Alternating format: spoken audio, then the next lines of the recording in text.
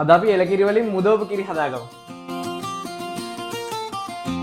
මම අද මේ මුදවපු කිරි එක හදාගන්න යන්නේ නැවුම් එලකිරි වලින්. එලකිරි මිලිලීටර 750ක් මම අරගෙන තියෙනවා.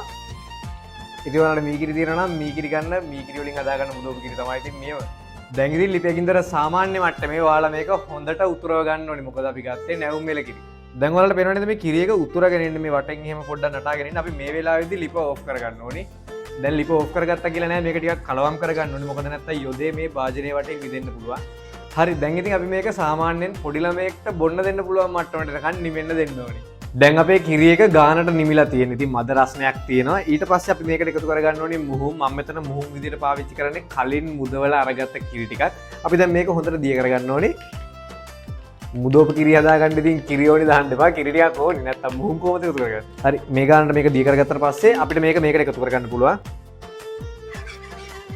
මම අද කිරි එක මුදව ගන්න යන්නේ මේ වගේ මැටි හට්ටියක. ඉතින් ඔයාලට මේ වගේ මැටි හට්ටියක් නැත්තම් ප්ලාස්ටික් කප් එකක හරි වීදුරු භාජනයක හරි එහෙමත් නැත්තම් පිරිසිදු වළඳක හරි මේක මුදව ගන්න පුළුවන්. මේ වගේ ඒවත් ඉතින් ගන්න තියෙන ඔය වළම්බඩු කඩවල වල. අපි දැන් මේ කිරි එක මේ හට්ටියට දාගන්න ඕනේ. දැන් අපි මේක වහ ගන්න ඕනේ. ඉතින් පියනකින් වහන්නත් පුළුවන්. ප්ලාස්ටික් කප් එකක් ගන්නවා නම් දැන් ප්ලාස්ටික් කප් එකක් නෙවෙයි මම මැටි මුට්ටිය ගත්තේ හින්දා මේ වගේ ඊටි කොලයකින් වහලා මෙන්න මේ වගේ රබර් පටියක් දාගන්නවා.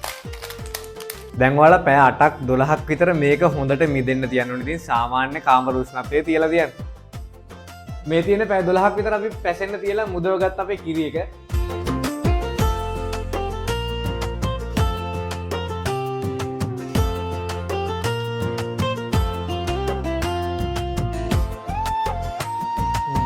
ඔයාලට එලකිරි වෙනුවට මී කිරි තියෙනවා නම් මී කිරි වලින්ම මේ ක්‍රමයටම මුදව ගන්න. මී කිරි වලින් මිදවපු කිරි එක තමයි හොඳට අර උකු ගතිය තියෙන්නේ. එලකිරි වල ෆැට් කන්ටෙන්ට් එක අඩුයි. ඒ නිසා පොඩ්ඩක් මේ වගේ තියෙන්නේ. මොකද මේකට මුහුමුයි කිරි විතර එකතු වෙලා අපි ජෙලටින් දැම්මම මේක ගානට අර සෙට් වෙලා එනවා. ඉතින් මේ මොකුත් ඕනේ නැහැ. මී කිරි තියෙනවා නම් මී කිරි වලින් මුදව ගන්න. නැත්නම් එලකිරි වලින් මෙන්න මේ ක්‍රමයට මුදව ගන්න පුළුවන්.